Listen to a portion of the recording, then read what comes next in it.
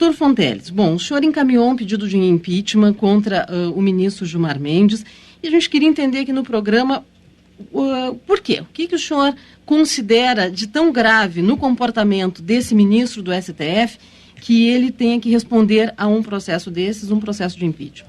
Tá. Vamos clarear para vocês e para os ouvintes. Não é? Nós já encaminhamos antes, no final do ano passado, um grupo de professores universitários, não é? Nós encaminhamos um pedido de impeachment ao Senado da República contra o ministro Gilmar Mendes. Por quê? Nós mostrávamos, então, que ele assumia atitudes indecorosas, na medida que com fatos, veja, vamos ver, é muito importante que isso fique bem claro, não com fatos produzidos meramente noticiosos, não, com todo o nosso trabalho foi feito com declarações por ele expressadas à mídia, vocês daqui a pouco até confirmam mesmo isso, ao dizer que ele não sai da mídia, né? E declarações essas não têm desmentidas em momento algum por ele. Então, veja, aí, em fim de dezembro, nós apresentamos atitudes indecorosas, quais sejam críticas acerbas, críticas violentas, né? Duras, contra colegas, contra membros de agremiação partidária. Você veja uma só, enquanto o povo brasileiro, numa expressão grandiosa que é a expressão da democracia direta, que foi quando nós coletamos mais de 1.500.000 assinaturas para criarmos a lei da ficha limpa, importantíssima no processo político brasileiro. E o ministro Gilmar Mendes nos chamou a todos, ao fazer essa lei, de um bando de bêbados. Veja, isso não é possível de uma atitude de ministro do Supremo Tribunal Federal. Também o envolvimento de pessoas, né, sua esposa, enfim, e pessoas ligadas ao escritório em que ela trabalha, em causas que ele decide. Isso também é situação evidente pela legislação brasileira de suspeição de um magistrado. Isso foi feito em dezembro. Pois bem, agora, recentemente, ontem, foi feriado anteontem, né, nós demos entrada em 3 postulações. Vamos clarear para você e para os ouvintes. Uma, de novo, no Senado da República, por crime de responsabilidade. O ponto central qual foi? A gravação, a conversa dele com Aécio Neves. Nessa gravação que a mídia colocou, também não é, mais uma vez, mera notícia, são declarações, são conversas, não é, que vocês publicaram, e em nenhum instante, mais uma vez, foi desmentida pelo ministro Gilmar Mendes. E nessa, o que há? Aqui há algo, a meu juízo, gravíssimo. Um magistrado da Suprema Corte, um magistrado concomitantemente está a presidir o processo eleitoral, ele se dispõe nessa conversa, e não só se dispõe, ele atua político-partidariamente, acatando o pedido de Aécio, para que ele atue diante do senador Flecha Ribeiro. Ele o faz, diz ele que logo o fará, e diz para Aécio que já o fez em relação aos senadores Tasso Gereissati e Antônio Anastasia, para que votassem de determinada maneira numa lei essa, vocês sabem bem, né, que está em tramitação no Parlamento, no Senado, e que visa limitar a atuação do Ministério Público dos seus próprios colegas de magistratura. Meu Deus, isso aí extrapolou tudo. Né? Doutor Fonteles? Não é possível, diga. Uma dos últimos problemas do ministro Gilmar Mendes é a confirmação de que esse instituto do qual ele é sócio, ele recebeu R$2.100.000 do grupo JBS. E isso desencadeia toda uma discussão sobre, primeiro, a possibilidade de os ministros do Supremo Tribunal Federal serem sócios de instituições, ainda que sem fins lucrativos, mas que recebam contribuições de instituições ou de pessoas que mais cedo ou mais tarde poderão ter algum processo julgado no Supremo Tribunal Federal. Eu gostaria que o senhor falasse a respeito desse caso específico e também da possibilidade genérica de outros ministros receberem, em alguma instituição como esse instituto do ministro Gilmar Mendes, receberem recursos privados. Veja bem, isso aí foi um fato posterior e não está contemplado na nossa denúncia, não é? Agora, o que a lei impede? É que você atue numa instituição, qualquer que seja, enfim, né, numa postura de direção, né, de administração de empresas, de institutos, enfim. O fato de você dar aula, ser ministro da Suprema Corte, ser procurador da República e dar aula, isso não há nenhum problema. Isso a Constituição até consagra. Mas ser dono, ministro, ser dono, procurador? Não, pois é, exato, eu acabo de dizer para você, né? É como administrador, né? E o professor Marcelo Neves demonstrou para vocês, jornalistas, no dia em que, anteontem, quando fizemos a nossa manifestação, né, que há um documento da Receita Federal que até fins de 2016, o ministro Gilmar Mendes é administrador do IDP, Instituto de Direito Público, né? Aí não pode realmente, aí efetivamente não pode.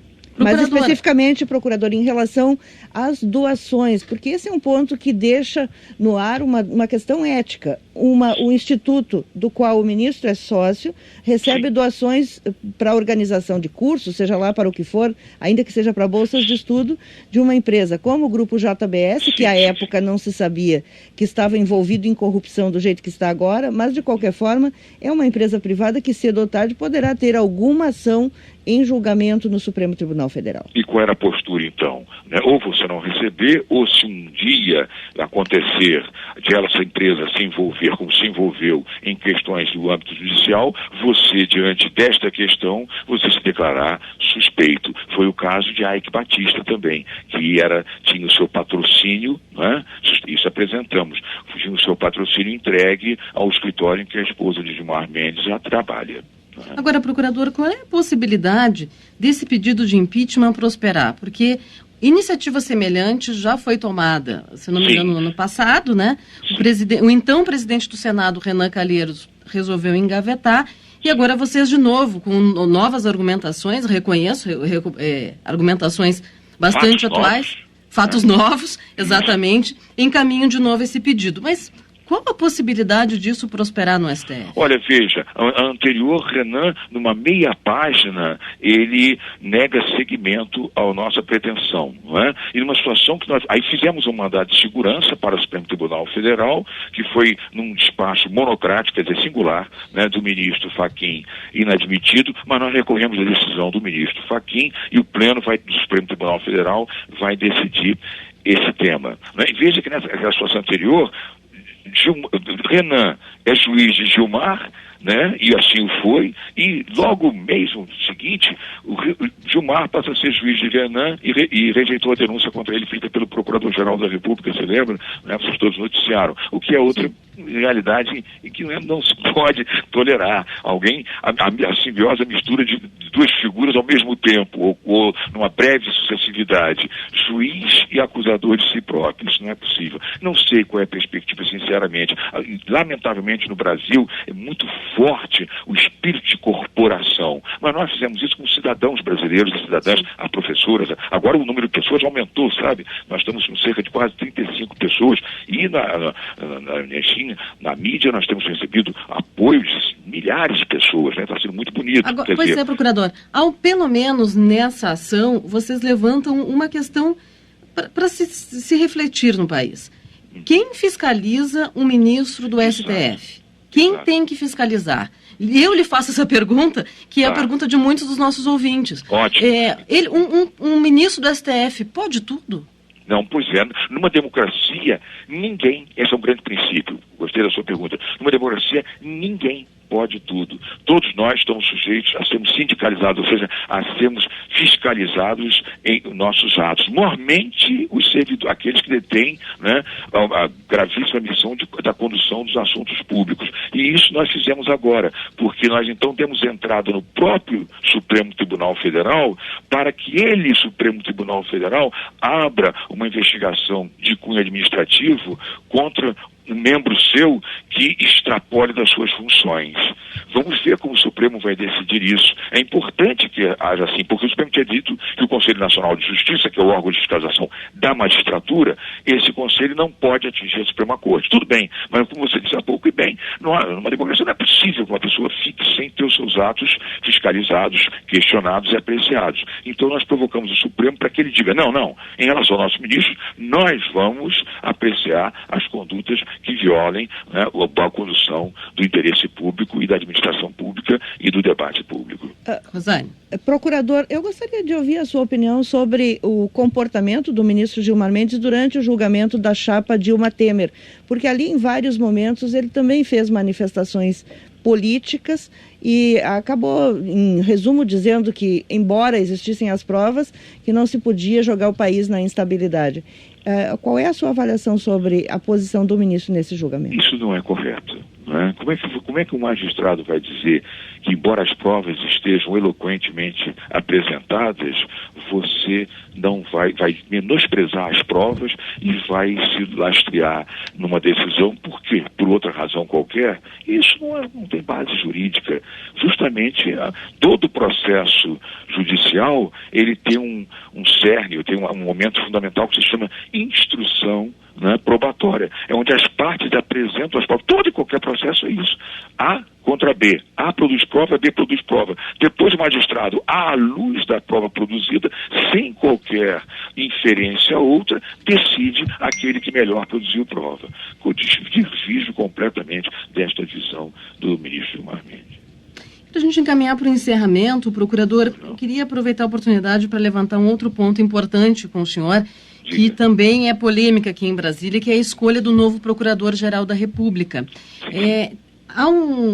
Desde o presidente Lula se criou um hábito de se escolher através da lista tríplice e o primeiro apontado na lista tríplice. Agora vem a notícia de que o presidente Temer pode não respeitar essa lista. Eu queria a sua opinião a respeito do método da escolha do próximo Procurador-Geral da República. O que seria o ideal? O fundamental é a escolha da classe. Você pode mais dizer, mas isso aí não é corporativo, procurador Fonteles? Não é corporativo.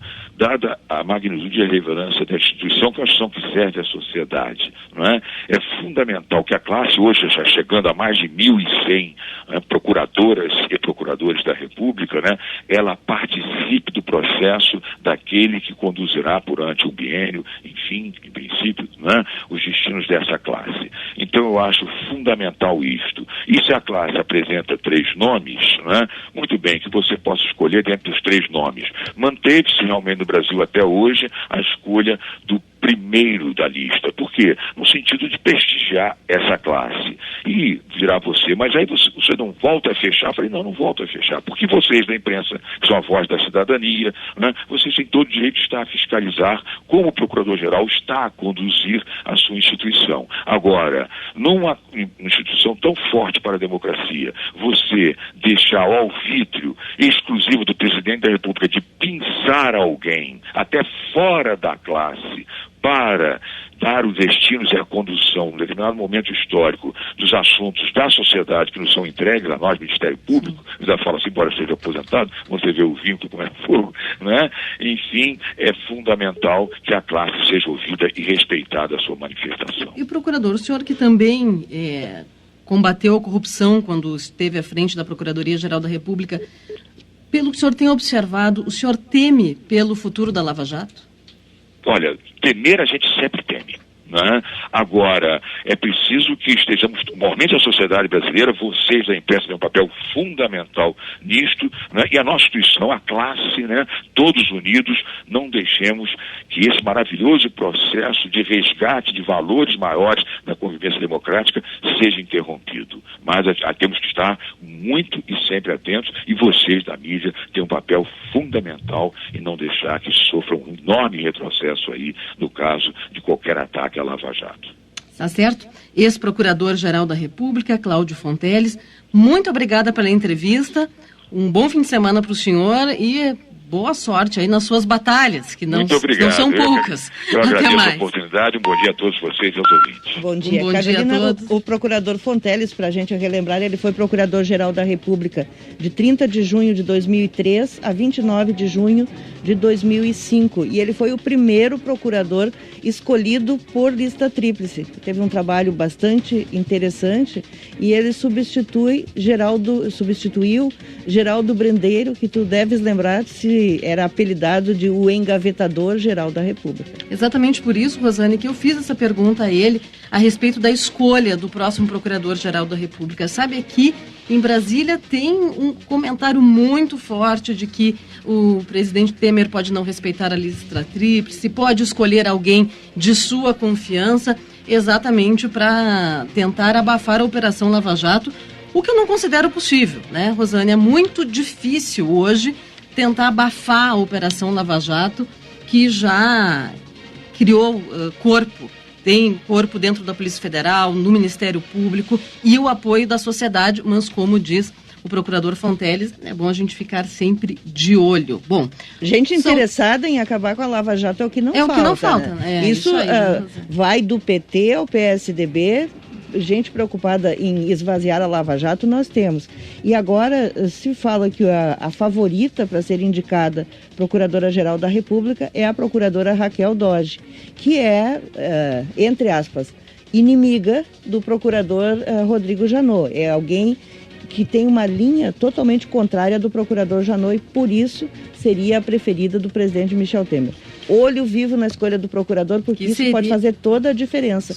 Tem muita gente dizendo aí que o governo Temer para de sangrar, tem que se aguentar até setembro, porque quando cair o procurador Rodrigo Janot, termina o mandato dele, então teria esta possibilidade de ser substituído por alguém mais benevolente, digamos assim. Ou alguém que esfriasse a Operação Lava Jato, diminuindo o número de procuradores trabalhando nas operações. Enfim, alguém que esfriasse. Aí seriam duas ações, uma na Procuradoria-Geral da República e outra no comando da Polícia Federal. Bom, como a gente vem acompanhando esses movimentos, né, Rosane, e destacando esses movimentos, toda a imprensa